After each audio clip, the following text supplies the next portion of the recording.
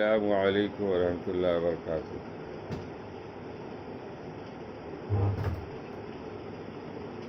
حضرت ابو سعید خدری رضی اللہ تعالیٰ عنہ فرماتے کہ میں فقراء مہاجرین کی ایک جماعت میں بیٹھا تھا۔ ان لوگوں کے پاس اتنا کپڑا بھی نہ تھا کہ جس سے پورا بدن ڈھانپ لے۔ بعض نے بعض کی آڑ لی ہوئی تھی اور ایک صحابی رضی اللہ تعالیٰ عنہ قرآن شریف پڑھ رہے تھے کہ اس دوران رسول اللہ صلی اللہ علیہ وسلم تشریف لے آئے اور بالکل ہمارے قریب کھڑے ہو گئے۔ رسول اللہ صلی اللہ علیہ وسلم کی تشریف آوری پر تلاوت کرنے والے صحابی خاموش ہو گئے۔ آپ صلی اللہ علیہ وسلم نے سلام کیا، پھر دریافت سے فرمایا تم لوگ کیا کر رہے تھے؟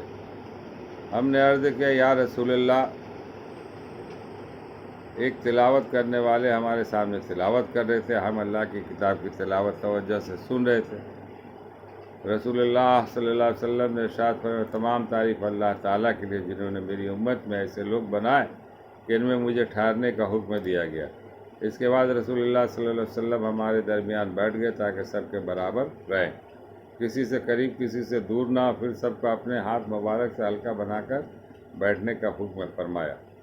چنانچہ سب حلقہ بنا کر نبی کریم صلی اللہ علیہ وسلم کی طرف منہ کر کے بیٹھ گئے۔ حضرت ابو سعید خدری رضی اللہ تعالیٰ عنہ فرماتے کہ میں نے رسول اللہ صلی اللہ علیہ وسلم کو دیکھا کہ آپ نے مجلس والوں میں میرے علاوہ کسی کو نہیں پہچانا۔